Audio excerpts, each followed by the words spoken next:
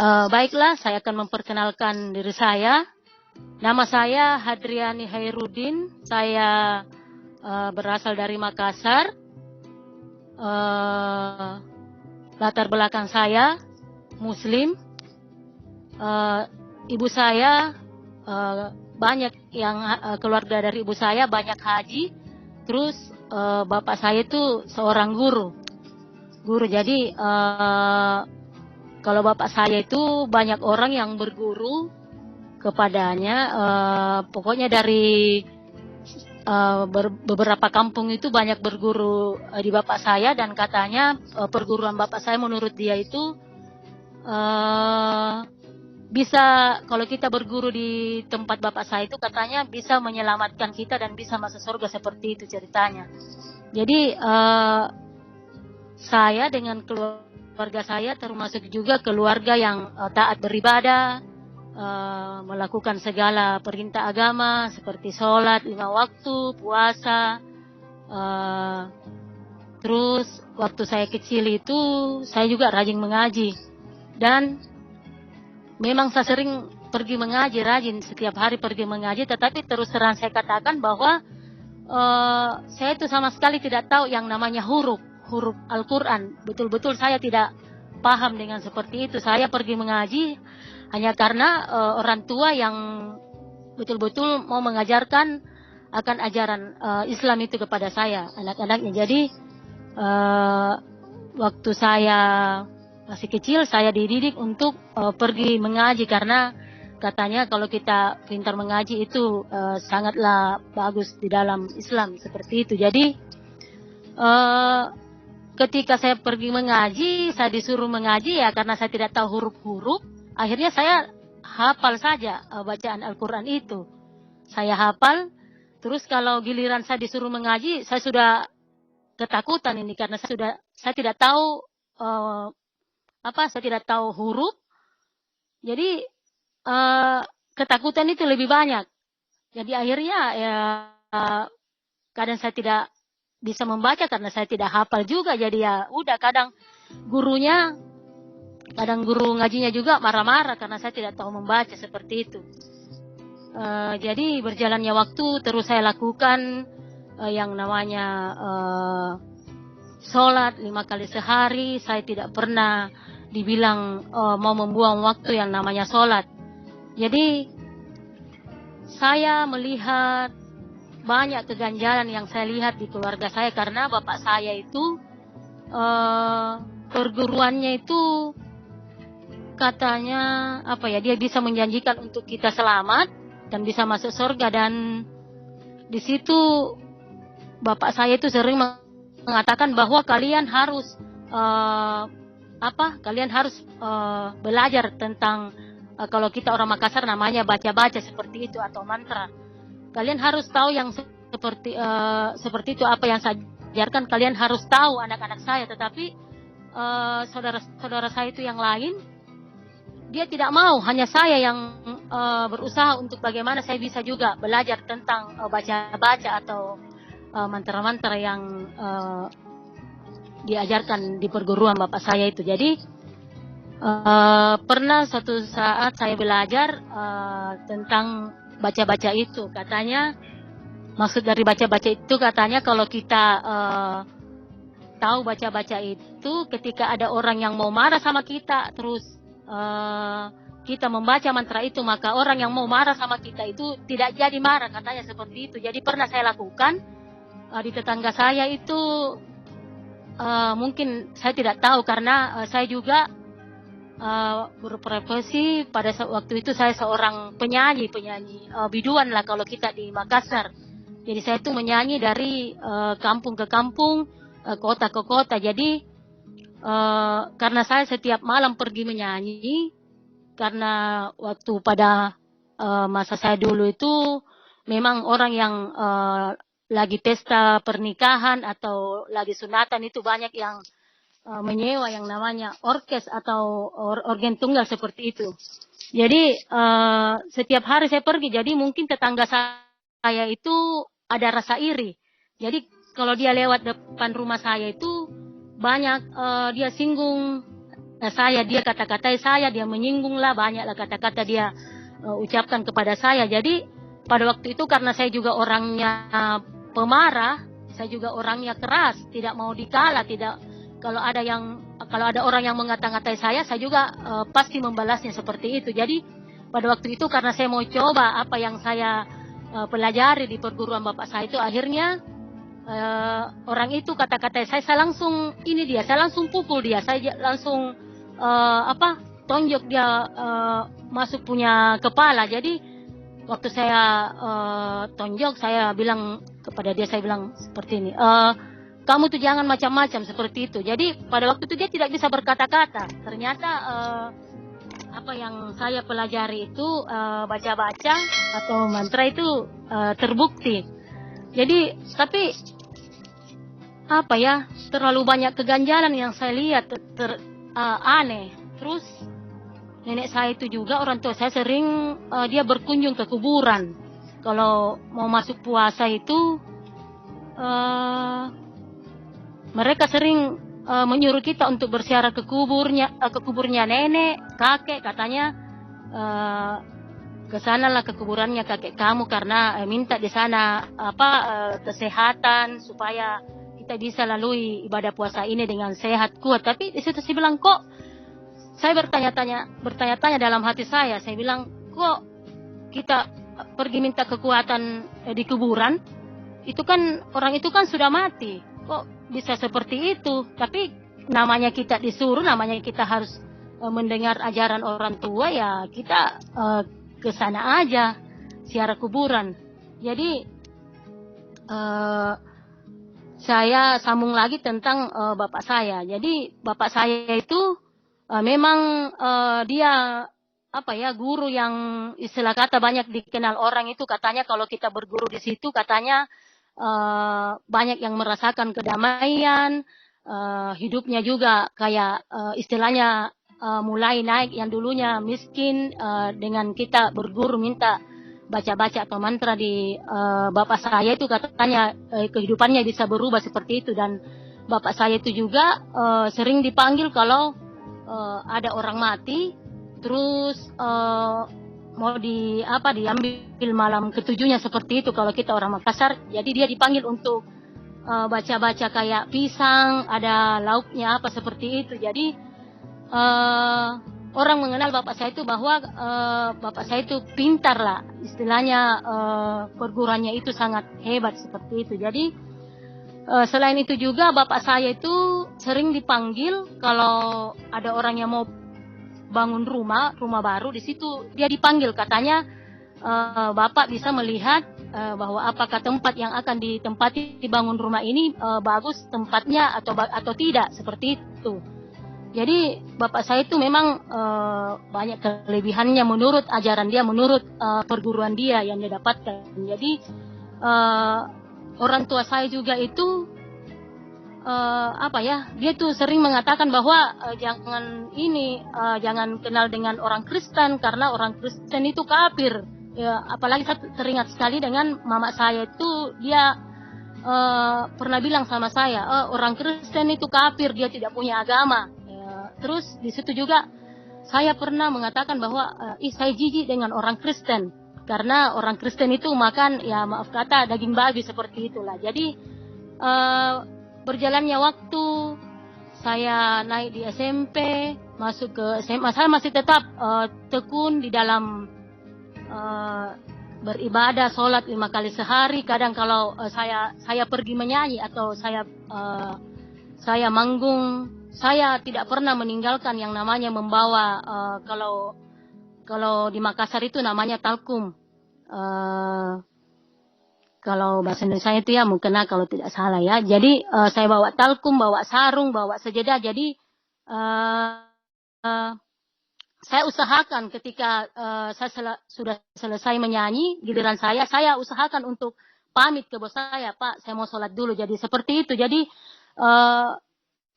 anggaplah kalau saya itu adalah di antara 5 bersaudara itu saya yang paling taat di dalam beribadah, menjalankan ibadah puasa, sholat 5 kali sehari. Saya juga sering kalau ada perlombaan MTQ ya, sering kan di situ ada ditampilkan kasidah-kasidah seperti itu. Jadi saya lah yang menyanyi di grup kasidah itu. Jadi setiap ada perlombaan kasidah-kasidah saya yang menyanyi seperti itu. Terus apa ya? Yang saya juga itu herannya tentang nama saya kan sebenarnya Hendriani. Kalau keluarga saya panggil itu Indra ya. Tapi saya tidak tahu juga entah kenapa orang panggil saya Pindra, karena di Makassar itu kalau Pindra itu berubah, pindah seperti itu, pindah. Dan saya yakin bahwa nama saya itu bukan secara kebetulan. Tetapi mungkin Tuhan sudah membuatkan itu, nama saya kok bisa menjadi Pindra. Malah kalau orang memanggil saya Pindra, saya sering marah-marah. Jangan panggil saya Pindra, itu bukan nama saya ini tidak berubah. Jadi kalau ada yang panggil saya itu, berubah, saya bilang, saya biasa langsung marah, jangan panggil saya berubah, nama saya Hendriani Hairudin, seperti itu. Jadi saya betul-betul mentaati apa yang orang tua saya ajarkan, karena memang orang tua saya itu semuanya betul-betul juga taat beribadah. Ibu saya banyak yang haji, ada juga keluarga dari ibu saya itu imam di masjid. Jadi karena saking yakinnya juga saya bahwa apa yang diajarkan oleh orang tua yang termasuk baca-baca itu, saya juga yakin bahwa itu juga yang bisa menyelamatkan saya masuk surga. Akhirnya saya juga belajar yang saya tadi bilang itu, bahwa ada mantra untuk ini, bagaimana orang tidak bisa marah sama kita. Jadi itulah latar belakang saya.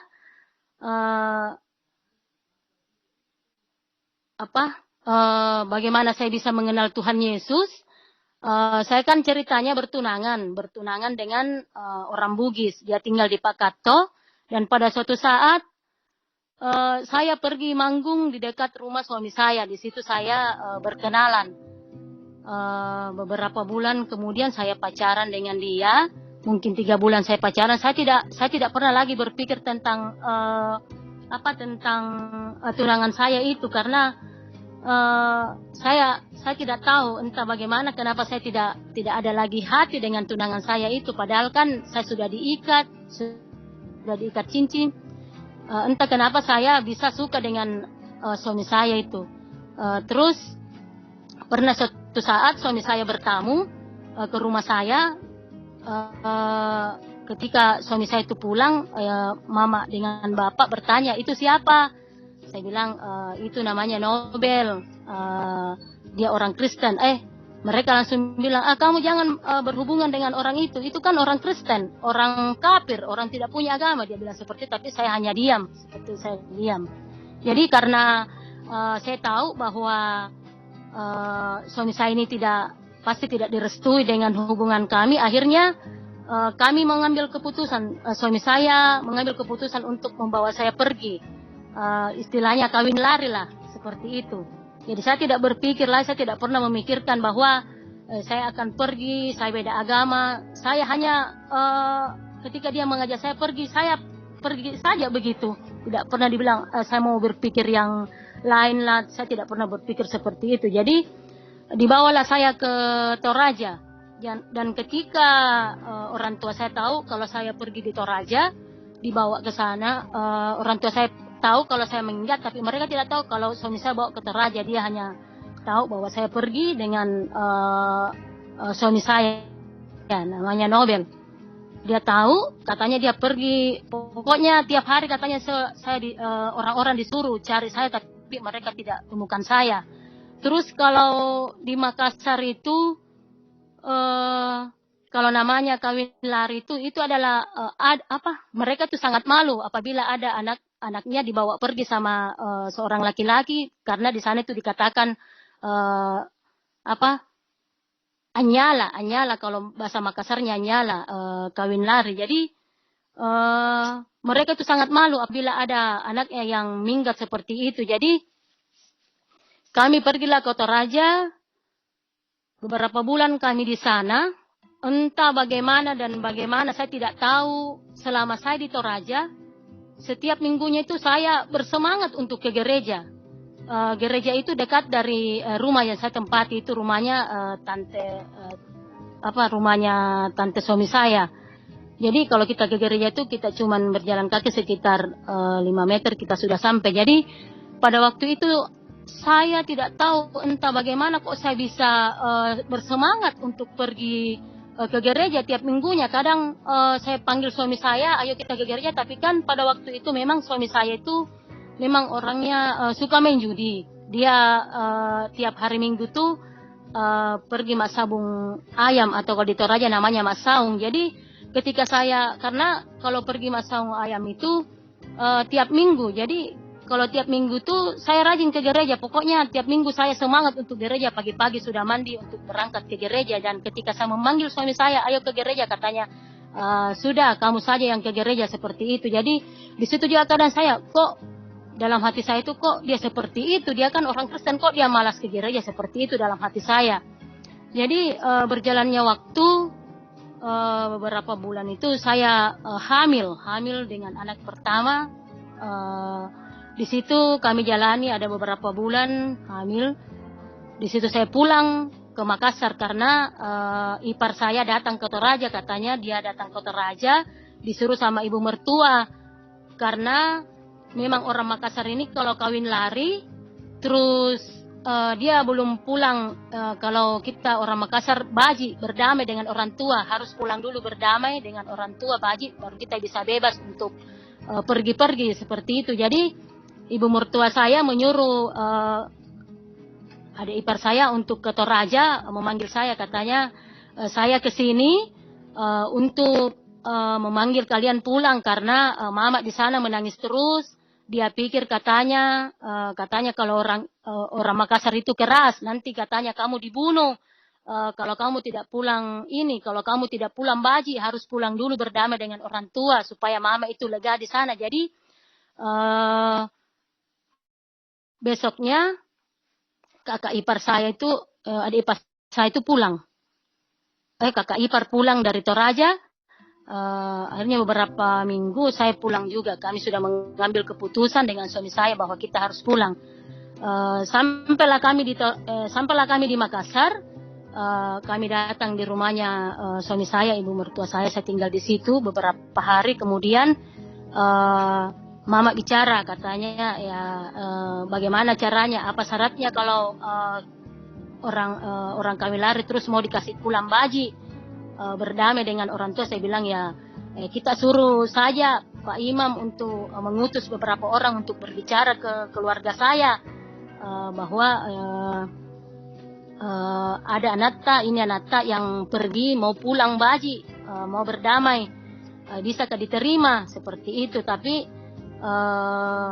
orang tua saya mengatakan bahwa saya bisa terima kalau suaminya ini kan dia beda agama ceritanya. Suaminya diislamkan dulu baru dia bisa pulang, baru dia bisa dinikahkan, seperti itu. Jadi ketika suruhan Pak Imam itu ke sana, katanya puji Tuhan dia diterima dengan syarat seperti itu. Jadi tibalah hari mungkin sebelum hari hanya kami pulang baji, suami saya diislamkan. Sesudah dia islamkan di masjid, dia disuruh ambil air sembahyang. Baru ketika dia pulang dari masjid, dia bilang begini sama saya, ini saya diislamkan, bukan dibilang dari hati saya terpaksa diislamkan karena bagaimana kita bisa menikah Islam, bagaimana kita bisa bertemu dengan orang tua di sana berdamai, supaya saya juga bisa bebas pergi-pergi cari pekerjaan. Karena memang di adat kami ini kalau kita kawin lari terus belum pulang baikan itu biasa kalau ketemu di jalan itu langsung dibunuh. Apakah itu keluarga dari ibu saya, dari bapak saya, kalau dia melihat salah satunya dari saya, apakah dia lihat langsung dibunuh, ataukah dilihat di atas angkot, atau kalau kita di sini PT-PT ya. Jadi dimanapun kita dilihat itu kalau kita belum pulang baji itu resikonya tinggi, kita bisa dibunuh seperti itu. Jadi singkat cerita kami pulang baji berdamai. Jadi karena biasanya yang saya lihat itu kalau kita pulang Baji itu rombongan sudah datang ke rumahnya perempuan, itu biasa ada dari pihak keluarga bapak atau ibu yang memukul pihak laki-laki seperti suami saya. Jadi pada waktu itu kita juga kayak agak takut karena takutnya nanti suami saya dipukul oleh keluarga saya. Katanya itu maksud dari dia pukul supaya malunya itu sudah hilang dan dendamnya itu sudah hilang seperti itu. Tapi puji Tuhan pada waktu kami pulang bajikan itu, pulang berdamai, mereka tidak ada yang dibilang mau bergerak untuk memukul, tapi mereka dia terima kami dengan sukacita seperti itu. Jadi setelah itu kami pulang Baji, tinggallah kami di rumahnya orang tua saya. Suami saya juga tinggal bersama orang tua saya di situ. Lahirlah beberapa bulan kemudian lahirlah anak saya yang pertama. Nama anak saya itu namanya Alfian. Jadi pada waktu dia lahir kami sepakat dengan suami saya, karena suami saya ini orangnya dia tidak enakan bagaimana ya, dia itu tidak mau menyusahkan orang tua karena pekerjaan orang tua saya ini juga dia hanya tukang batu. Baru pada waktu itu memang pekerjaan tukang batu itu kadang ada kadang tidak ada seperti itu. Jadi suami saya mengambil keputusan untuk kita cari kontrakan yang murah seperti itu. Jadi pada waktu itu ada saya bilang, oh ada kontrakan di situ, mungkin kamu bisa masuk di situ. Akhirnya kita pindahlah dari situ. Sampai di situ di kontrakan itu karena suami saya belum mempunyai pekerjaan, dia belum mempunyai pekerjaan. Akhirnya pada waktu saya yang pergi menyanyi. Jadi kalau saya pergi menyanyi, suami saya tinggal di rumah jaga anak saya. Jadi kalau hari Minggu itu suami saya bawa anak saya ke gereja. Dia masuk ke rumahnya karena jarak yang kontrakan yang saya tempat itu dengan rumah suami saya di gereja. Rumah suami saya itu dekat juga dengan gereja. Terus jaraknya itu tidak begitu jauh. Kalau mungkin kita naik ojek cuma bayar 5.000. Jadi setiap minggu itu saya betul-betul bersemangat untuk pakaikan baju anak saya itu untuk pergi bergereja. Malah saya yang sering bilang sama suami saya, suruh itu Alvin pergi gereja, nanti saya kasih mandi seperti itu. Jadi berjalannya waktu karena suami saya juga pusing tinggal di rumah, tidak ada pekerjaan. Akhirnya beberapa bulan kemudian dia ambil keputusan untuk mau pergi ke Palopo. Di Palopo itu ada omnya yang mempunyai kebun coklat. Di situ dia bekerja, dan ketika dia mau berangkat beberapa minggu sebelum dia berangkat, dia bilang sama saya, sudah kamu tinggal lagi sama mama di sana karena kampus saya itu namanya Limbung. Kamu tinggal dengan mama di Limbung karena tidak mungkin saya mau suruh kamu tinggal dengan Alvin 2 orang di kontrakan ini. Jadi saya bilang ya sudahlah kalau memang seperti itu. Jadi singkat cerita pergilah dia di Palopo, tiap bulannya dia kirim uang. Berjalannya waktu dia pulang. Setelah dia pulang dia juga berusaha untuk pergi ojek. Pada waktu itu kami beli becak dan dia juga sempat membawa becak. Dia juga pokoknya suami saya itu juga orangnya karena dia tidak mau berpangku tangan, dia mau karena dia tahu bahwa ada keluarga saya yang saya mau hidupi. Akhirnya dia serabutan dia kerja, dia sudah juga jual kacamata, bawa becak, ojek juga. Tetapi tetap juga suami saya itu karena dia kan pemain judi, jadi tetap dia masih melakukan yang namanya judi seperti itu. Jadi sesudah itu saya hamil anak yang kedua hamil. Sesudah itu kami jalani terus. Akhirnya suami saya terus juga masih terus main judi.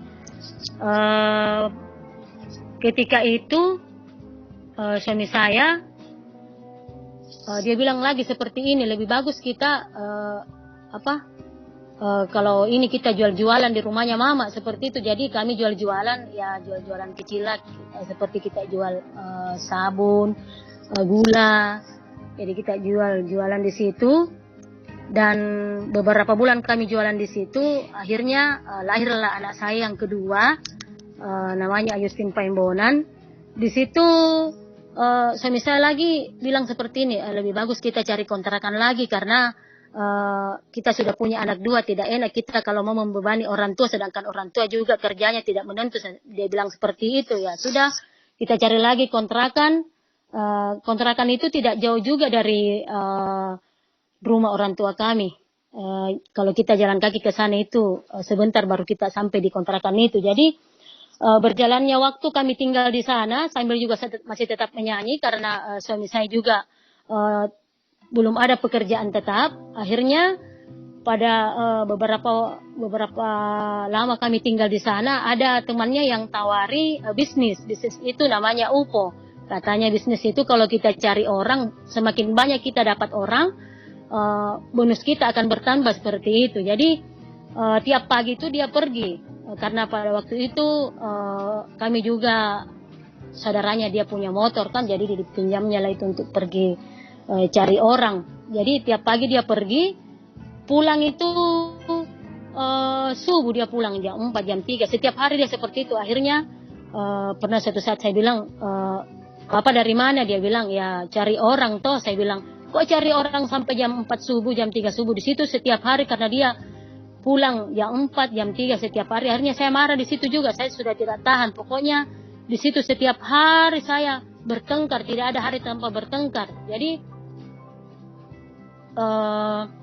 singkat cerita, pada waktu itu saya tinggal di sana, saya hamil anak yang ketiga.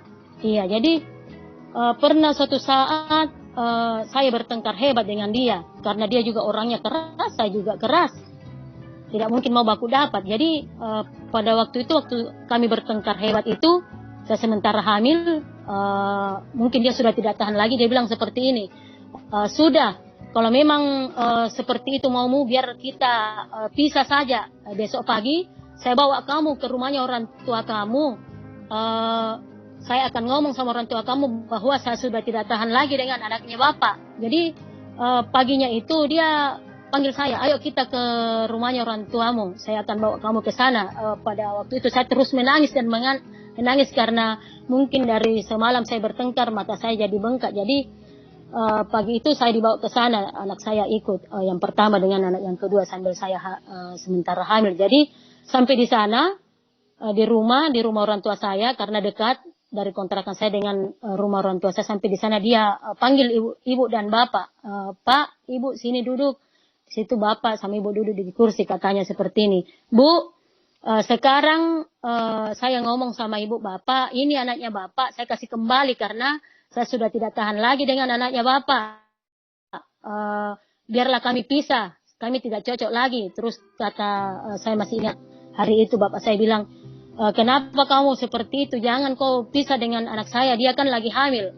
Suami saya bilang seperti ini, saya tidak peduli anaknya Bapak hamil atau tidak, pokoknya sekarang saya sudah tidak tahan lagi. Di situ saya hanya bisa menangis dan menangis.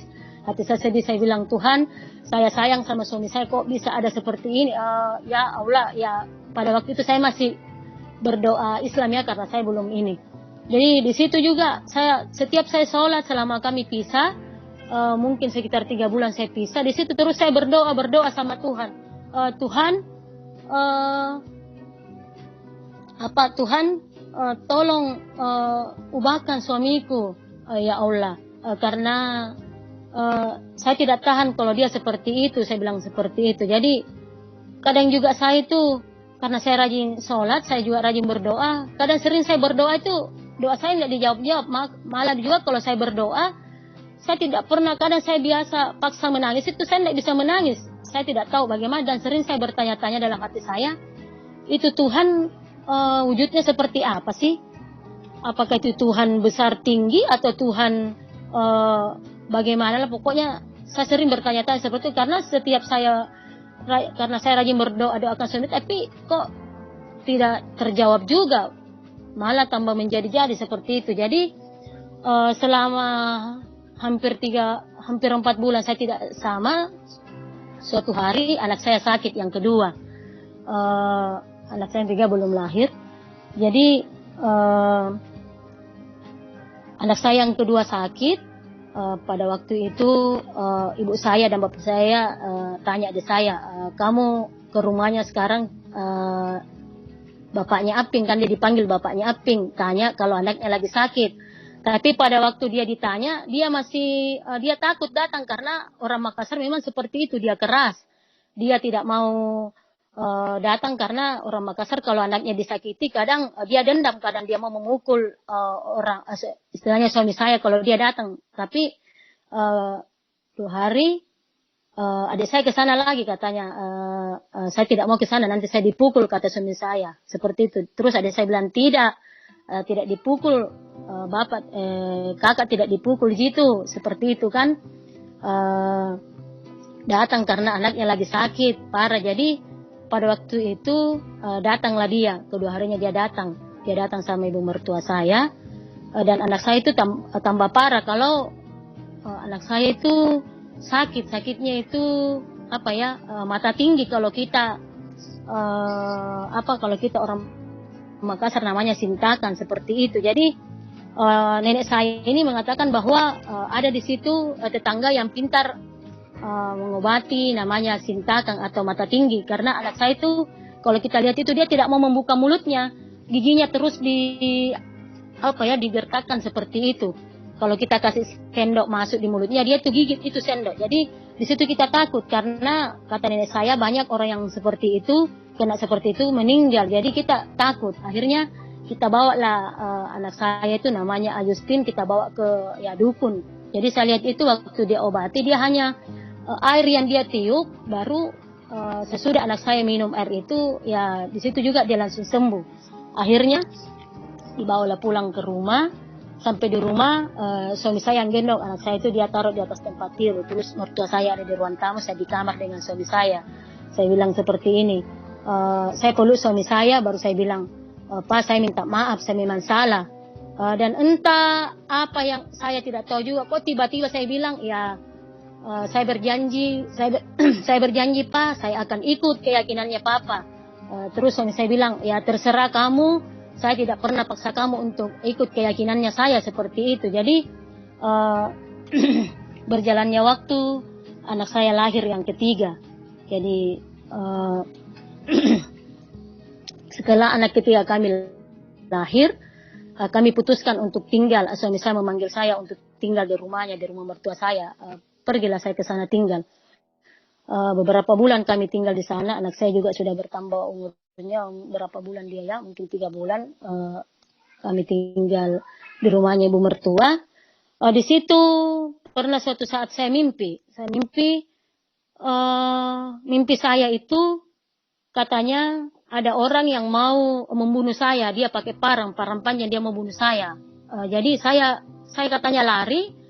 Tiba-tiba saya dapat jalan raya. Di jalan raya itu ada mobil lewat, mobil truk lewat. Terus katanya mobil itu berhenti, saya naik. Tiba-tiba waktu mobil itu berhenti, karena orang ini sudah mau tangkap saya untuk saya dibunuh, akhirnya datanglah dari atas. Saya melihat dari langit Tuhan Yesus turun ke bawah untuk menghampiri saya. Dan ketika dia datang menghampiri saya kaget, kok siapa ini, kok pakaiannya berkilau-kilau, putih, rambutnya panjang, orangnya juga putih. Terus dia bawa saya naik, terbang ke atas langit seperti itu. Jadi saya terbanglah dengan Tuhan Yesus. Terus beberapa minggu lagi saya mimpi ketemu lagi dengan Tuhan Yesus. Ini ceritanya, saya katanya mau disantet, atau kalau kita di Makassar diguna-guna seperti itu. Jadi saya katanya dikejar dengan orang yang kepalanya botak. Dia mau guna-gunai saya, dan saya lari, dan saya tidak tahu saya mau lari kemana. Tiba-tiba saya dapat rumah panggung, karena kan kalau kita orang Makassar itu rumah panggung, rumah kayu yang rumah dulu. Saya tibalah di suatu rumah, di situ katanya saya baru mau naik ke rumah itu karena orang itu sudah hampir mendapatkan saya untuk memegang tangan saya. Akhirnya saya lihat dari atas Tuhan Yesus lagi datang. Karena saya tahu kalau dia Tuhan Yesus, karena di rumah mertua saya itu ada foto Tuhan Yesus yang berbaju putih, rambut panjang. Makanya saya tahu bahwa itu adalah Tuhan Yesus.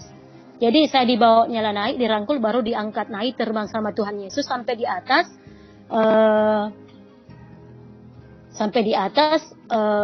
Saya terbang, katanya saya lihat itu ada semacam foto-foto foto-foto setengah badan, dia kelilingi saya, mengelilingi saya, dan pada waktu itu semua berpakaian putih, tapi ada yang rambutnya pendek, ada yang rambutnya panjang, tetapi yang saya tahu hanya muka Tuhan Yesus.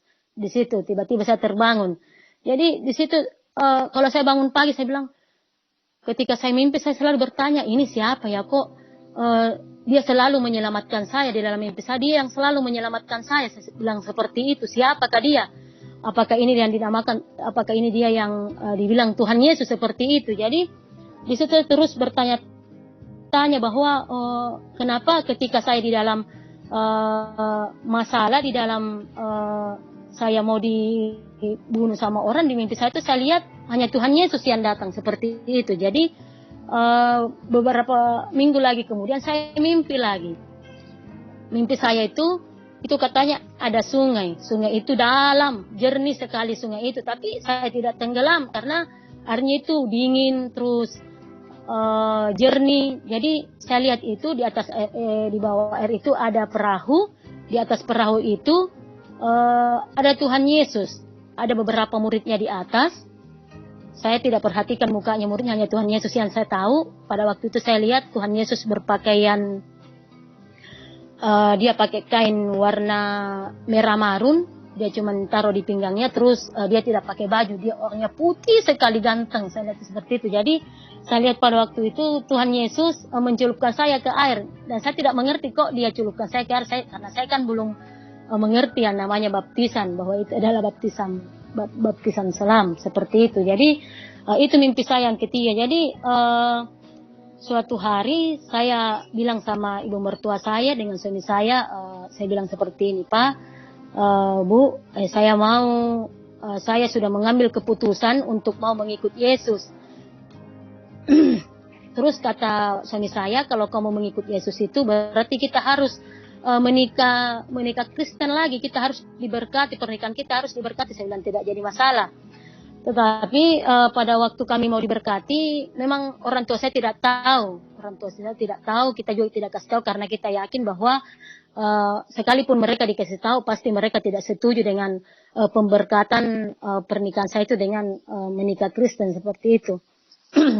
Jadi pada waktu saya menikah Kristen, kembali menikah, diberkati di gereja, orang tua angkat saya itu seorang penatua juga, dan di situ saya panggil dia ibu. Kalau saya panggil dia itu Indo, karena orang Toraja itu kalau ibu dipanggil Indo. Jadi saya sangat berterima kasih kepada ibu saya itu yang sudah menjadi orang tua angkat saya waktu saya diberkati di gereja, menikah di gereja. Jadi sesudah saya diberkati, pindahlah saya ke dekat gereja. Rumah itu kosong, rumah itu termasuk juga keluarga lah, rumah keluarga, rumahnya nenek. Jadi di situ saya tinggal karena saya sudah yakin bahwa saya betul-betul mau mengikut Yesus. Dan ketika saya tinggal di sana, ada radio yang dulu itu, radio itu sering saya kasih bunyi, dan ketika saya kasih bunyi radio itu, yang selalu saya dengar itu yang khotbah Pak Gilbert, karena kan selalu pembawa acara itu bilang bahwa kita akan dipimpin ibadah oleh Pak Gilbert. Jadi pada waktu Pak Gilbert itu khotbah, di situ saya sering menangis, tidak terasa air mata saya. Terus di situ juga waktu saya tinggal di situ, saya tiap hari baca Alkitab, baru kalau ketika saya membuka Alkitab, membaca Alkitab, di situ saya sering tidak terasa air mata saya tidak berhenti, itu saya menangis itu. Saya tidak tahu juga kenapa seperti itu. Saya belum tahu bahwa itu adalah Roh Kudus yang bekerja, karena saya baru masuk Kristen, saya baru percaya Yesus. Dan di situ saya juga mengambil keputusan bahwa ketika saya mengikut Yesus, itu saya akan hidup bahagia. Saya akan tidak ada lagi yang namanya masalah dalam keluarga saya, tetapi apa yang saya pikirkan, apa yang saya harapkan, itu bukan itu yang terjadi di dalam kehidupan saya ketika saya percaya Yesus. Jadi selama saya tinggal di sana itu, suami saya tiap malam pergi main judi, tidak pernah tinggal di rumah. Dia pokoknya pergi pagi, pulang pagi, pergi lagi. Dan di situ pernah suatu saat saya sakit, itu muntaber, saya cuma bertiga. dengan anak saya Alpin, Ayu sama Adel yang anak ketiga saya itu tidak mungkin kan mereka masih kecil-kecil. Jadi malam itu saya sudah loyo sekali karena terus berak. Jadi saya telepon, saya suruh anak saya bilang, kamu pergi kasih tahu nenek, karena rumah mertua saya dengan tempat yang saya tempat itu dekat, kita bisa naik sepeda dan bisa juga jalan kaki. Jadi pada waktu itu kesana lah anak saya kasih tahu mama, bilang mama lagi sakit, lagi muntaber. Datanglah ibu mertua saya ke rumah saya. Di situ dia bilang, memang suami kamu tidak pulang. Saya bilang, bapaknya Aping itu dia kadang pulang mak, kadang tidak, kadang dia pergi pagi, pulang pagi. Saya tidak tahan kalau seperti itu. Tapi di situ saya terus bergumul, saya terus berdoa sama Tuhan. Tuhan Yesus, hanya Engkau yang bisa mengubahkan hati suamiku. Ubahkan dia Tuhan, ubahkan dia Tuhan supaya dia bisa meninggalkan yang namanya judi. Berjalannya waktu, suatu hari dia pulang pagi. Di situ dia tersungkur di hadapan saya. Dia bilang, terus waktu dia tersungkur saya masih duduk dia di kursi. Waktu itu di dapur, dia bilang seperti ini, mulai hari ini saya putuskan untuk tidak main judi lagi, karena pada waktu itu juga dia dikasih penyakit oleh Tuhan. Saya yakin bahwa Tuhan yang memberi dia penyakit karena dia mau diubahkan. Saya yakin bahwa Tuhan yang menegur dia. Jadi pada waktu itu dia mempunyai penyakit, karena orang yang namanya berjudi kan dia duduk terus, jarang dia berdiri. Jadi mungkin itulah yang penyakit yang Tuhan kasih dengan jalan seperti itu. Jadi pulang ke rumah dia bilang, ma mungkin inilah penyakit saya yang akan membuat saya meninggal. Terus saya bilang seperti ini, papa jangan ngomong seperti itu, saya yakin bahwa papa pasti akan sembuh. Jadi dia bilang, ya mudah-mudahan, dia bilang seperti itu. Jadi berjalannya waktu dia sudah ambil keputusan untuk mau bertobat, sudah tidak merokok lagi karena dia memang orangnya kuat sekali merokok. Bisa dikata itu dia satu hari itu dia bisa kasih habis itu berapa bungkus. Jadi pada waktu itu dia sudah mengambil keputusan untuk berhenti merokok, untuk tidak main judi lagi, karena katanya tidak mungkin main judi ini saya mau turunkan kepada anak saya bahwa kamu harus menjadi pemain judi seperti bapak, tidak mungkin. Jadi di situ ketika dia sudah menyadari kesalahannya, dia sudah mau bertobat. Di situ saya langsung masuk ke kamar berdoa, terima kasih banyak Tuhan, Engkau sudah menjawab doaku. Tuhan itu memang betul-betul Engkau Yesus yang bisa memulihkan hati seseorang. Saya bilang seperti itu. Jadi berjalannya waktu, ada panggilan dari Jakarta, karena omnya ada di Jakarta, dia tinggal di Antasari. Di sana dia ada usaha bingkai. Jadi dipanggilnya suamiku ke sana. Dipanggil suamiku ke sana, dia ke sana, saya dengan anak saya masih tinggal di sini. Karena kata suami saya, biarlah saya dulu yang ke sana, baru kalian menyusul. Jadi beberapa bulan kemudian, karena suami saya juga dia tidak mau pisah dengan anak-anaknya, dengan istrinya, akhirnya dia datanglah menjemput saya. Akhirnya kami ke sana, dibawa sama suami saya. Sampai di sana di Jakarta, saya tinggal dengan om saya. Di situ beberapa bulan kami tinggal. Kami juga bilang sama om, kami juga mau usaha sendiri, usaha bingkai kecil-kecilan biar kecil. Tapi kan kalau di Jakarta itu kan biaya kontrakan itu kan mahal. Kadang 10 juta, bisa juga lebih 10 juta kan. Jadi pada waktu itu karena om bilang ya nanti kita carikan kontrakan untuk kalian bisa usaha sendiri. Jadi ketika kami mau buka usaha, karena om sudah mendapat tempat kontrakan di rumahnya pada waktu itu, yang punya rumah itu kontrakan namanya Babe. Jadi kami tinggal di Kemang. Beberapa bulan kami tinggal di rumahnya om. Kami akhirnya usaha sendiri, dan memang ada motor yang kami tinggalkan di sini di rumah. Itulah yang kami telepon ibu saya, Bu, tolong motor itu dijual baru kirim ke sini uangnya, karena kami mau mengontrak di sini, kami mau usaha sendiri. Jadi seperti itu. Berjalannya waktu kami jalani usaha itu, dan usaha itu kami beri nama Makassar Prem, karena kami dari Makassar. Jadi usaha bingkai itu kami kasih nama Makassar Prem. Berjalannya waktu, di situ lagi proses Tuhan luar biasa yang kami hadapi di situ. Karena kami di situ sudah mendapatkan gereja karismatik MDC, di situ yang dinaungi oleh Pak Tony siapa itu hari ya, pokoknya Pak Tony lah namanya.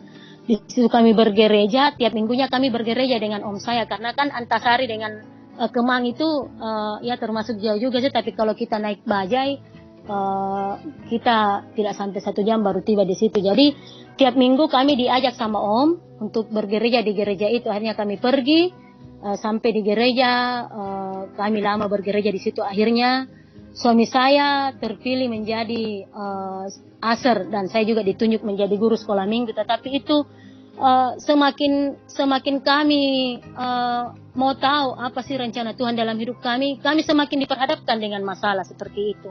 Jadi waktu kami tinggal di sana, karena kami dapatkan bahwa di gereja itu bahwa ada saat teduh itu pagi ya, kalau kita katanya saat teduh harus pagi-pagi jam 4 subuh atau jam 5. Jadi pada waktu kami tahu bahwa kita harus butuh saat teduh pagi, karena kita harus mencari sinyalnya Tuhan pada pagi hari baru kita bekerja. Saya lakukanlah seperti itu. Jadi waktu saya pertama lakukan saat teduh itu, saya hanya kasih bangun anak-anak berdoa, ayo bangun. Dan ketika suami saya kasih bangun, dia tidak mau. Saya bilang seperti ini, kok tidak mau? Dia bilang, udah saat teduh aja lah sendiri. Saya bilang seperti itu. Di situ saya bergumul lagi, Tuhan jamah hati suamiku untuk mau bersama dengan kami saat teduh, untuk kami bisa berdoa bersama-sama dengan dia untuk datang kepadamu Tuhan. Puji Tuhan, tidak berapa bulan, mungkin ada 1 bulan, suami saya akhirnya ketika pada suatu hari saya bangunkan saat teduh, akhirnya dia mau. Di situ saya berterima kasih Tuhan, Engkau menjamah suami saya. Terus kami terus diproses. Pada suatu hari itu anak saya sakit. Dua-duanya ini, karena anak pertama saya tidak bawa ke Jakarta, cuman anak perempuan saya ini, anak kedua dengan anak ketiga saya bawa ke Jakarta. Akhirnya suatu hari itu dia pernah muntah-muntah. Terus waktu muntah-muntah itu kami tidak tahu apa yang menyebabkan dia muntah-muntah, sedangkan pada hari itu makanan yang kami makan itu sama.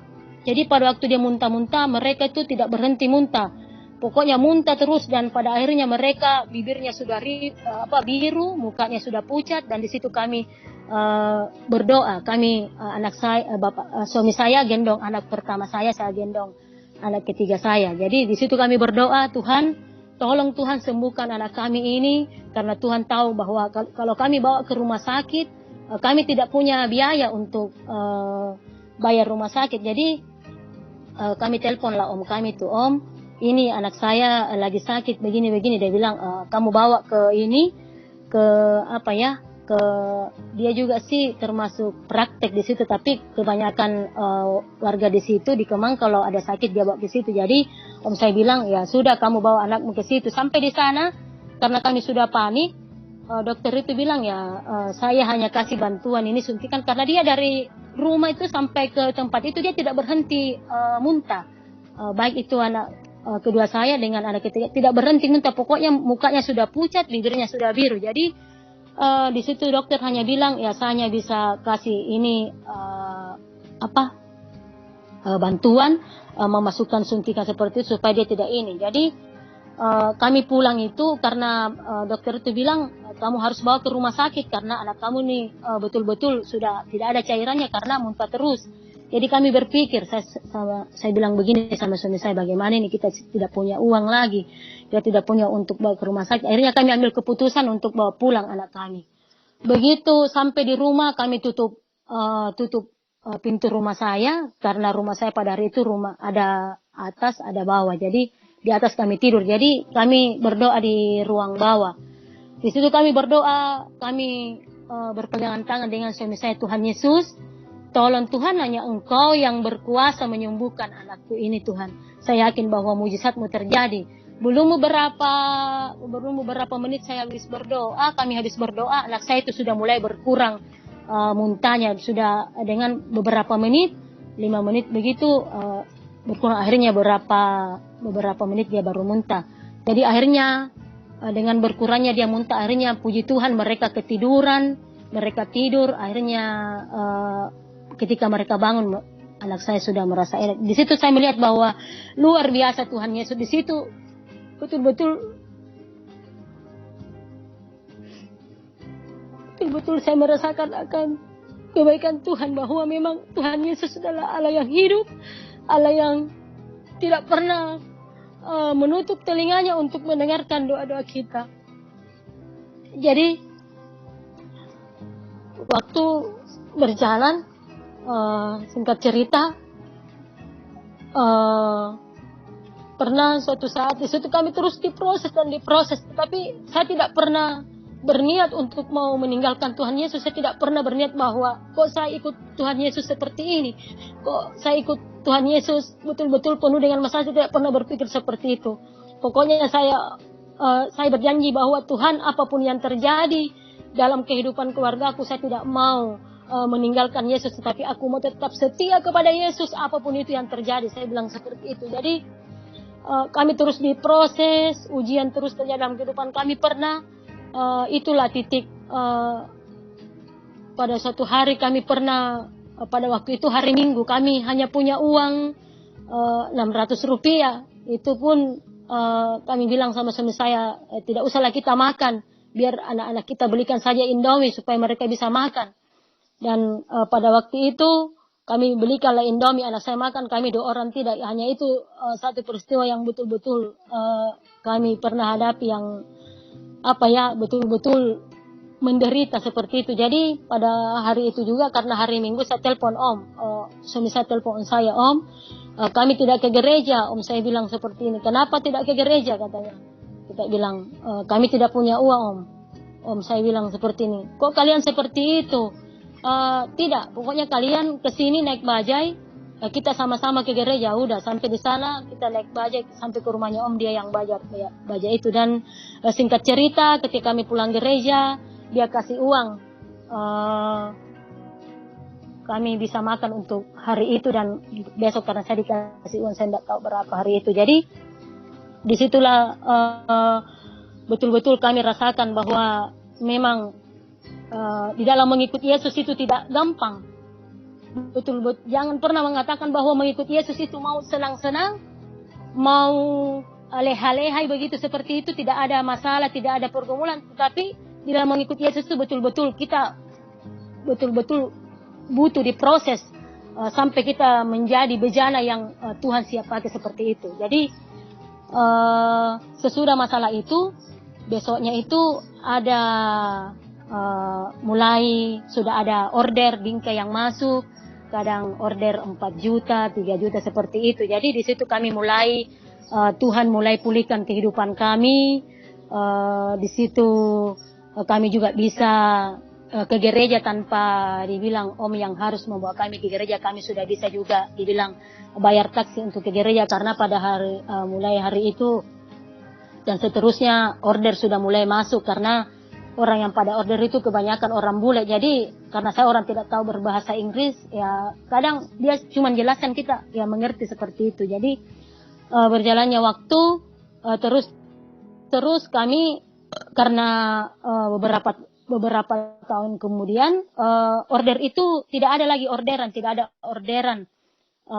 karena sepi bingkai, tidak ada pemasukan. Di situ kami memutuskan untuk buka bengkel itu. Jadi kami beli kompresor, dan pada waktu itu ketika kami mau membuka usaha, karena kami itu dengan suami saya selama suami saya dipulihkan dan saya juga percaya Yesus, ketika ada sesuatu yang saya mau kerjakan atau kami mau usaha, kami bergandengan tangan dulu di kamar, minta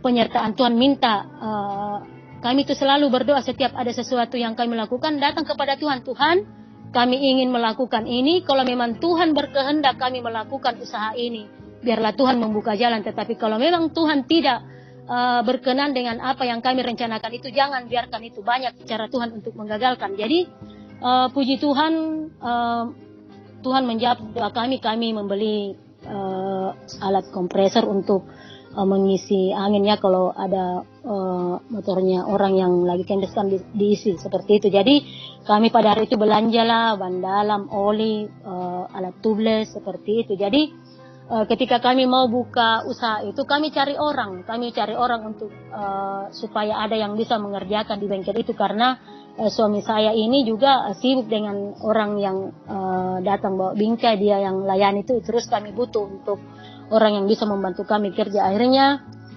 singkat cerita kami buka usaha, dan ketika usaha kami itu jalankan betul-betul luar biasa berkat Tuhan yang kami rasakan itu. Padahal kalau dipikir itu usaha tambal ban kami itu tidak begitu juga dibilang banyak barang-barangnya yang itu bang, mobil itu yang motor yang kami beli itu cuman berapa, lebih 10, terus alat tubles apa dan sebagainya cuman beberapa biji, tetapi luar biasa yang isi-isi angin itu, yang tambal ban itu yang banyak, karena saya masih ingat itu 10.000 kalau tambal ban, terus isi angin 2.000. Jadi di situ saya lihat luar biasa kasih Tuhan itu dengan kami bukanya bengkel, karena usaha bengkel kami ini tidak ada orderan seperti itu, bukan dibilang tidak, tapi kurang, jarang, tidak kayak dulu bilang kan biasa seperti itu, kadang banyak, kadang tidak ada seperti itu. Jadi luar biasa kami rasakan berkat Tuhan itu. Kadang setiap hari itu kami bisa dapat harga dari tambal ban kami itu dapat 500.000, 600.000. Jadi kami lakukan itu, kami sudah bisa karena kami juga sudah saatnya untuk membayar kontrakan. Akhirnya kami bisa berhitung-hitung bahwa kalau kita mau lanjut di tempat ini kita harus, karena itu juga Babe setiap tahunnya dia kasih naik kontrakannya. Dan pada waktu itu saya pertama mengontrak, dia kontrakan 12 juta, dan pada hari itu juga karena sudah mau naik kontrakan, dia kami dengar dia mau naikkan 13 juta. Jadi di situ kami bisa hitung-hitung dengan penghasilan kami setiap hari itu 500 setiap hari kami dapat itu kotor, tapi kami bisa dapat bersih itu 200.000 seperti itu. Jadi berjalannya waktu, terus kami rasakan itu penyertaan Tuhan, berkat Tuhan itu luar biasa dalam kehidupan kami. Akhirnya suatu saat, karena pada suatu hari suami saya dipanggil sama bos kelapa sawit. Jadi di tempat kami gereja itu ada bos yang butuh orang untuk menjaga kebunnya di Palembang, kebun kelapa sawit. Akhirnya suami saya dipanggil ke sana. Akhirnya yang mengurus usaha itu, baik itu prem juga tambal ban, di situ saya yang menjaga. Jadi saya tinggal dengan anak-anak saya itu. Terus orang yang kerja juga. Jadi suami saya duluan ke Palembang, katanya nanti baru dia jemput saya seperti itu, karena kata bos saya itu yang pendeta muda juga di gereja, katanya nantilah kamu bawa istrimu, karena tidak baik orang itu kalau berpisah dengan istri. Jadi saya usaha di tempat itu saya yang ladeni di situ. Jadi tiba-tiba beberapa lama suami saya di Palembang, dia kerja di sana. Karena kan tiap hari suami saya menelpon dari sana, bagaimana tambal ban banyak ini, banyak pemasukan pembeli, terus orang yang tambal ban banyak. Saya bilang seperti, oh iya ini masih ada 500.000. Tiap hari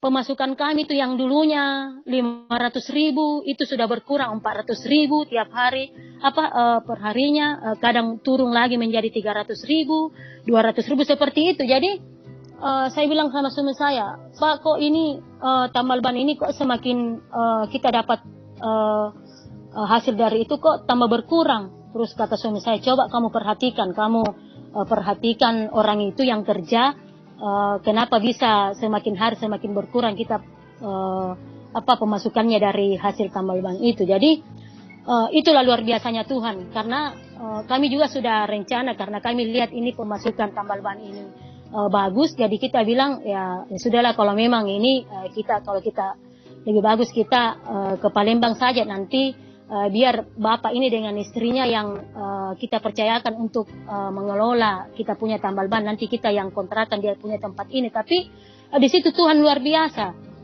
entah bagaimana tiba-tiba saya jadikan di tempat saya itu ada lubang yang persegi 4 itu. Di situ kayak ada suara saya dengar bilang, kamu harus lihat di situ, kamu harus mengintip di situ. Jadi pada waktu itu saya lihat ada orang yang isi angin. Terus saya tiba-tiba, karena saya tergerak hati saya, ada suara yang saya dengar, kamu harus melihat di tempat itu, di lubang itu. Jadi saya lihat begini, waktu ada orang yang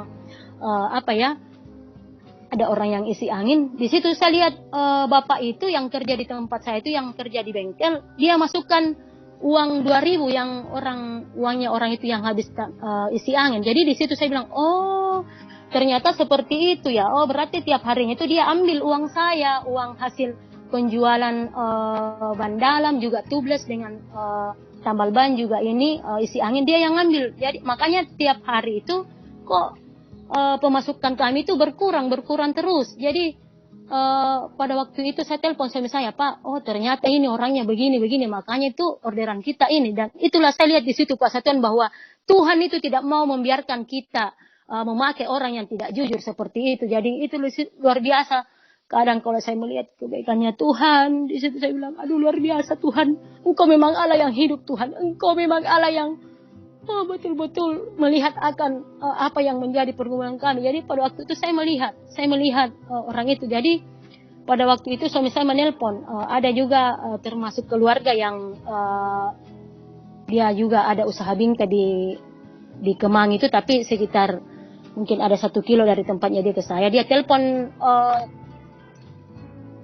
keluarga kami itu bilang tolong, karena pada waktu itu suami saya dia telepon saya, baru dia mau ngomong sama orang yang kerja itu. Dia bilang begini, Pak, ini Bapak ini sudah tidak jujur, Bapak ini sudah tidak jujur sama kami. Dia bilang Bapak itu, kenapa Pak? Saya bilang, Bapak tidak usah ini menyangkal. Bapak dilihat sama istri saya itu masukin uang 2.000 Pak. Itu uang tidak seberapa, 2.000, tapi yang kita mau lihat itu kejujurannya Bapak. Bapak jangan seperti itu. Terus di situ Bapak itu marah. Suami saya bilang, sudah, saya tidak mau lagi ngomong sama itu Bapak. Jadi saya bilang sama Bapak, Pak, Bapak itu jangan seperti itu. Bapak itu menyangkal, katanya dia tidak ambil uang, padahal saya lihat sendiri. Jadi di situ suami saya telepon, tolong ke sana karena mamanya Aping ini bermasalah dengan Bapak itu yang kerja di bengkel.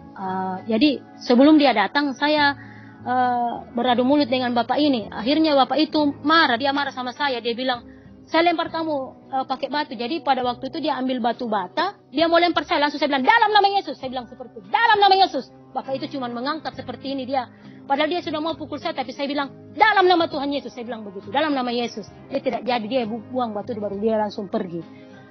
Jadi di situ juga saya agak takut karena ya saya kan bukan penduduk di situ. Jadi setelah selesai masalah itu, saya juga merasa takut karena saya bukan penduduk di situ. Takutnya saya bilang jangan-jangan dia panggil orang atau keluarganya kan, karena pada waktu itu saya cuman bertiga dengan anak saya. Jadi kata keluarga saya itu yang dipanggil sama suami saya, kamu tidak usah takut, ada kok saya dekat saja. Di situ juga saya kembali, saya tidak perlu takut karena ada Tuhan Yesus. Kenapa sih saya mau takut? Saya yakin Tuhan Yesus pasti jaga saya. Kembali saya berpikir seperti itu. Jadi singkat cerita, karena Tuhan sudah perlihatkan bahwa kamu jangan lanjutkan kontrakan karena orang yang kamu mau pakai itu dia tidak jujur. Kamu tidak usah. Jadi di situ karena pada waktu itu bulan 10 dan kami sudah mau untuk bayar lagi kontrakan bulan 12, dan ketika bulan 12 suami saya pulang dari Palembang untuk menjemput saya.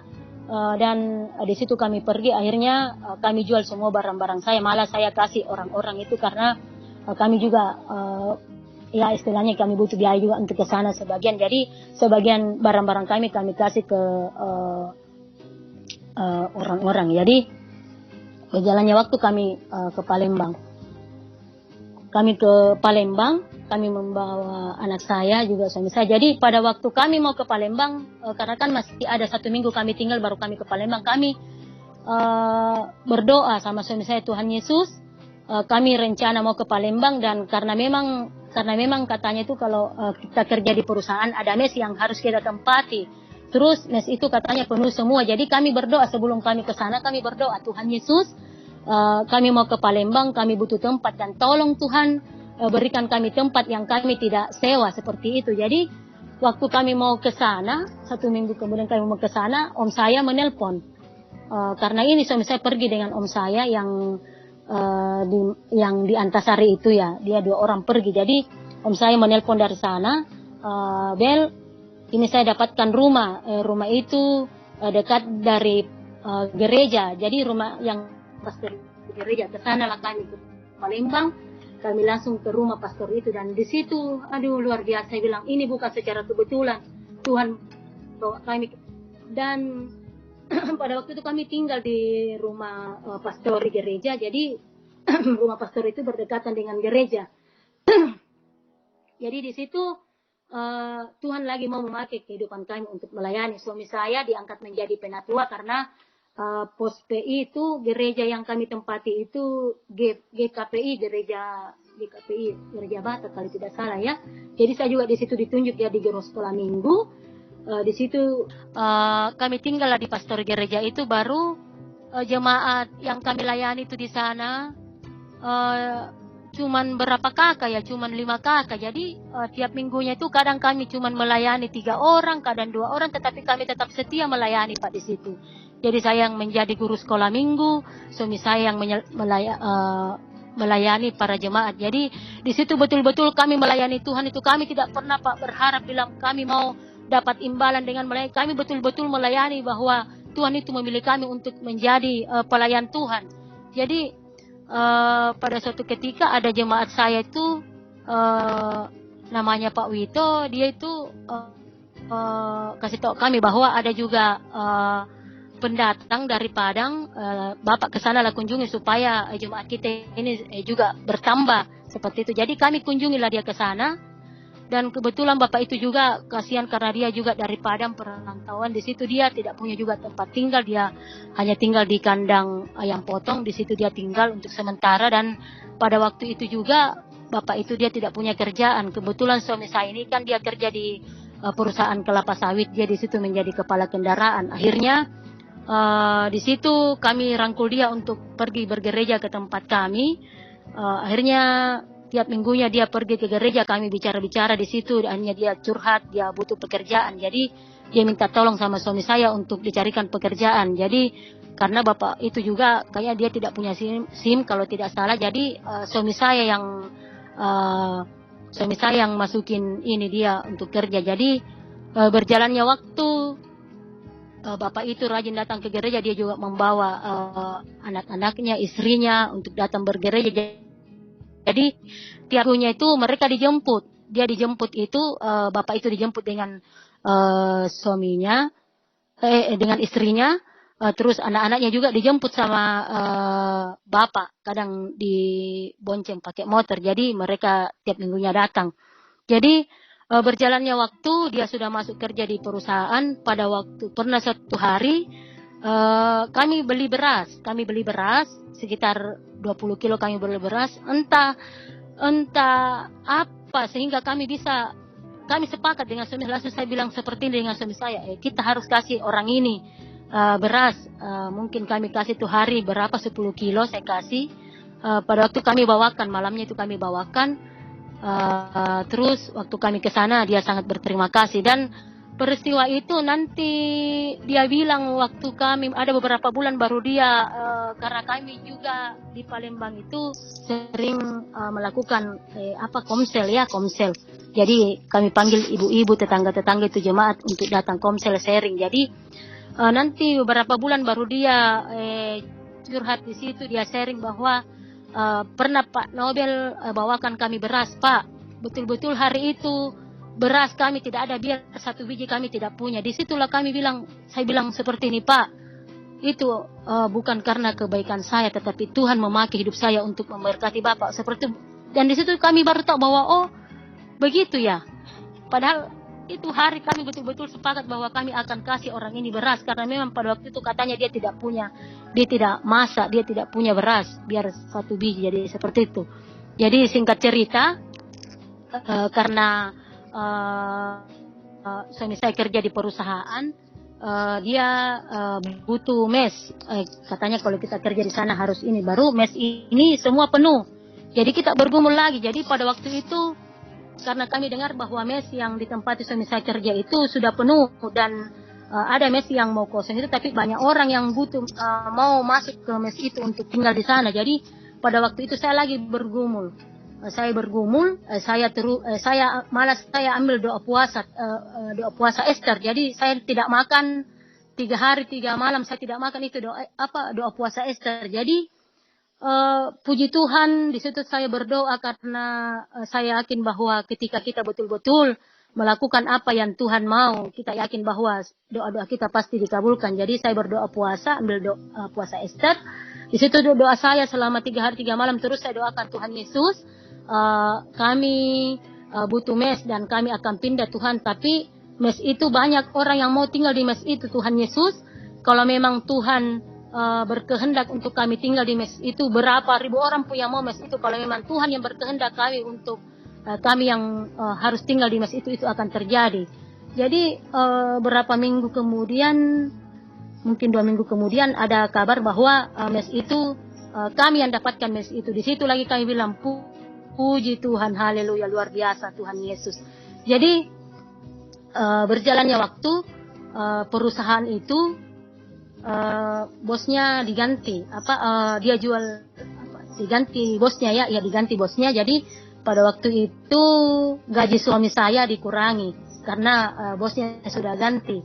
Jadi kami bilang uang makan suami saya dikurangi, gajinya dikurangi. Jadi kita sudah mengambil keputusan ya kalau memang seperti ini ya kita pulang kampung aja lah, kita ke Makassar saja.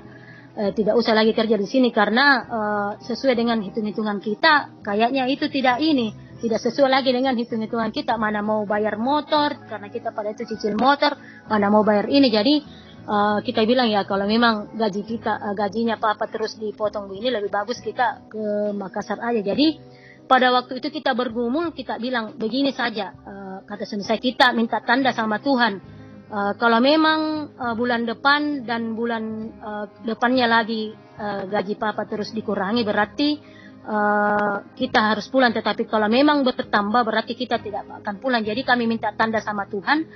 Kita bilang Tuhan Yesus, kalau memang kedepannya gajinya suami saya berkurang, berarti kami harus pulang. Tetapi kalau memang itu tidak berkurang lagi dan uang makan bertambah, berarti Tuhan. Jadi berarti kami tidak jadi pulang. Jadi pada waktu itu kami tunggu 2 bulan ke depan. Ternyata gaji itu dikurangi dan di situ kami ambil keputusan untuk pulang ke Makassar. Tapi sebelum kami pulang ke Makassar, kami dapat lagi ujian. Ujiannya itu anak saya digigit anjing. Aduh, saya bilang aduh. Tapi di situ kami tidak pernah berputus asa. Anak saya digigit anjing. Terus waktu digigit anjing itu anak saya mau dioperasi, dan operasi itu jadi pada waktu itu kami bawa anak saya ke rumah sakit Caritas di Palembang. Katanya rumah sakit itu rumah sakit yang mahal. Kalau kami orang ini tidak bisa menjangkau akan biaya itu kan. Jadi anak saya digigit anjing. Pada waktu itu kami bingung. Waktu dokter bilang ya kamu harus bayar seperti ini operasi. Kalau tidak salah pada waktu itu operasi yang harus dibayar itu biaya operasi sekitar 8 juta. Jadi di situ kami bergandengan tangan dengan suami saya. Kami bersepakat untuk menelpon bos yang punya kelapa sawit yang dulu. Karena kan biasanya itu bos itu kalau ditelepon terus nomor tidak dikenal, dia tidak mau diangkat. Jadi, padahal kan waktu itu nomor suami saya tidak ada di bos itu. Jadi kita telepon, saya bergandengan tangan berdoa, Tuhan kami mau menelpon ibu ini, biarlah Tuhan jamah hatinya supaya ibu ini tergerak hatinya untuk mau membantu kami. Jadi pada waktu kami telepon, begitu berdering titit dia angkat. Jadi waktu diangkat dia bilang, Bapak suami saya, halo. Bilang, iya Bu, ini halo saya Nobel. Iya kenapa Bel? Ini Bu, saya ada ini sedikit. Kenapa Bel? Ngomong saja, dia bilang gitu lang. Ini Bu, anak saya lagi digigit anjing, saya ada di rumah sakit ini. Terus ini Bu, saya butuh ini biaya. Dia bilang, Ibu Nani bilang langsung seperti ini. Kamu kirim nomor rekeningmu, baru saya transfer kan kamu uang seperti itu. Jadi di situ langsung kami bilang, aduh puji Tuhan, terima kasih Tuhan. Jadi bos ini juga memberitahu termasuk kepercayaannya juga di itu, namanya Pak Beni. Pak Beni itu ditelepon sama Bu Nani untuk membesuk kami, anak saya di rumah sakit itu. Jadi ketika Pak Beni ini sampai di rumah sakit, dia juga memberi kami. Jadi pada waktu itu yang dikirim Ibu Nani itu uang sekitar berapa juta ya? 4 juta kalau tidak salah. Jadi pada waktu Pak Beni juga itu datang ke rumah sakit suruhannya Ibu Nani itu, ketika dia mau pulang dia kasih kami uang 2 juta kalau tidak salah. Jadi di situ karena biaya operasi itu hampir 8 juta, di situ uang kami cukup. Terus dari gereja yang kami tempati juga berjemaat, di situ juga ada bantuan dari gereja. Jadi di situ saya betul-betul merasakan akan bahwa Tuhan Yesus itu luar biasa. Dia tidak pernah meninggalkan kita. Dia selalu hadir, selalu ada dalam kehidupan kita. Karena saya terus merasakan apapun yang saya alami, masalah yang saya hadapi, Tuhan Yesus itu selalu mendengarkan akan doa-doaku. Jadi di situ saya betul-betul melihat bahwa memang Yesus ini adalah Tuhan dan Juru Selamat satu-satunya. Karena dia tidak pernah, ketika saya di dalam masalah, dia selalu memberikan jalan keluar, dia selalu memberikan apa yang saya butuhkan seperti itu. Jadi berjalannya waktu sesudah anak saya digigit anjing, kami ambil keputusan lah untuk pulang ke Makassar. Jadi sampai di Makassar, di situ juga banyak pergumulan yang kami hadapi. Tuhan memakai hidup saya untuk mendoakan orang sakit, sampai juga mama kandung saya, pernah saya bilang sama dia, "Ibu mau didoakan ya?" Dia bilang, "Iya, saya mau sembuh nak." Karena pernah pada hari itu mama saya katanya tidak bisa berdiri, baru dia mau pergi potong padi, kan di tempat saya itu banyak sawah, jadi dia mau pergi potong padi, katanya dia tidak bisa berdiri di tempat tidur. Terus saya mendoakan dia, saya bilang, "Mak, saya doakan mama, yakin saya memiliki Tuhan, namanya Tuhan Yesus, itu keyakinan saya hanya itu yang Tuhan Yesus yang bisa menyembuhkan mama." Mama bilang, "Iya, doakan." Nah, jadi ketika saya mendoakan ibu saya, katanya dia tidak berhenti menangis. Saya bilang, "Oh, itu Roh Kudus yang menjamah mama itu." Jadi ketika saya mendoakan dia, saya dengar karena ini lewat komunikasi ya, sekalipun mungkin waktu saya sudah pulang ke Makassar saya berdekatan, tapi saya sering mendoakan dia lewat telepon. Karena bapak saya itu dia tidak setuju, kalau dia tahu kalau saya menelpon mama saya untuk mau didoakan, karena bapak saya itu dia tidak mau didoakan, dia tidak setuju kalau mama saya didoakan. Tapi mama saya ini rindu untuk sembuh, jadi saya bilang, "Mama mau didoakan." Dia bilang seperti itu. Jadi puji Tuhan, saya doakan dia, katanya besoknya itu dia sudah bisa berdiri, padahal dia tidak bisa berdiri di tempat tidur kalau mau bangun. Jadi saya doakan, puji Tuhan dia sembuh. Dia bilang, dia telepon bilang, "Nak, saya sudah sembuh nak." Aku bilang, "Oh mama sembuh?" "Iya." "Oh puji Tuhan, itu mak, Tuhan Yesus yang menyembuhkan mama itu." Jadi saya juga itu di sini selama di Makassar itu Tuhan pakai hidup saya itu, beberapa orang yang saya doakan di sini. Pernah juga ada di sana namanya Mbak Narni, dia Jawa. Saya pada hari itu saya pergi belanja di rumahnya, terus katanya dia sakit, katanya tuh kakinya dia, kalau dia tidak bisa injakkan ke lantai, katanya kayak terangkat, dia tidak ada rasanya kakinya. Terus saya bilang begini, "Bu, ibu mau sembuh?" Dia bilang, "Iya." Saya bilang, "Tapi saya ini Bu, saya berdoa dalam nama Yesus, ibu yakin ya?" Dia bilang, "Iya." Jadi pada waktu itu saya doakan, saya bawa minyak urapan, karena memang di tempat saya bergereja di sini ada minyak urapan. Jadi pada hari itu saya ke rumahnya, saya bawa minyak urapan. Ketika saya masuk di rumahnya itu merinding, saya punya bulu-bulu. Jadi pada waktu saya doakan itu betul-betul saya rasakan mulai dari kaki sampai naik di kepala itu kayak keserum itu. Kan saya mendoakan dia, saya bilang, "Bu, saya doakan ibu, karena ibu ini juga dia punya katanya sinus ya, di hidungnya katanya mau dioperasi, terus dia juga punya mah." Jadi saya oleskan minyak urapan di bagian hidung, juga kakinya, juga di bagian di sini mahnya, karena katanya pada waktu itu saya doakan, di situ saya berdoa, menangis mendoakan ibu itu. Terus besoknya itu saya bertanya sama dia, "Bagaimana Bu, ibu ini? Bagaimana saya sudah doakan ibu?" Dia bilang, "Mamanya Ping, terima kasih, saya sudah sembuh, kaki saya sudah bisa nyeka." Saya bilang, "Bu, itu semua karena Tuhan Yesus yang bekerja.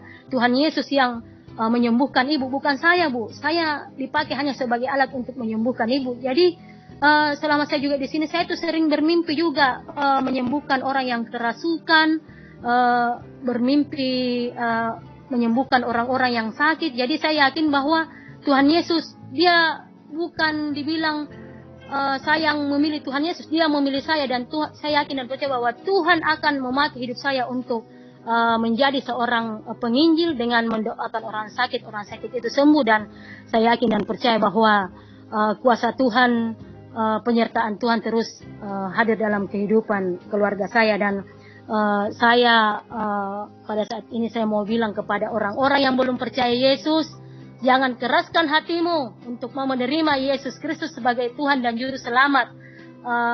Jangan ambil ulur-ulur waktu untuk mau menerima Yesus, karena jangan sampai bapak dan ibu yang belum percaya nanti akan menyesal kalau tidak mau percaya kepada Yesus. Jadi biarlah kesaksian saya malam ini dapat memberkati orang-orang yang mungkin sudah menjadi pengikut Yesus, tetapi dia hanya suam-suam kuku. Biarlah melalui kesaksian hidup saya ini, mereka semakin mau hidup sungguh-sungguh di dalam Tuhan, mereka semakin mau mendekatkan diri kepada Tuhan dan mau tahu apa yang Tuhan mau di dalam kehidupan Anda dalam mengikut Yesus. Dan kerinduan saya, Pak, kerinduan saya itu saya terus berdoa bahwa Tuhan, saya rindu Tuhan, keluarga saya yang ada di Limbung, bapak, ibu, saudara-saudara, tante, om, nenek, semuanya bisa Tuhan selamatkan. Dan doa saya yakin dan percaya bahwa di mana firman Tuhan mengatakan bahwa di mana satu orang bertobat, seisi rumah akan diselamatkan. Itu yang menjadi kekuatan saya, bahwa saya yakin dan percaya bahwa keluarga saya yang ada di Limbung, bapak, mama akan diselamatkan dan Tuhan akan menyatakan kuasanya di sana. Dan saya sudah melakukan apa yang menjadi bagian saya, selebihnya Tuhan yang bekerja.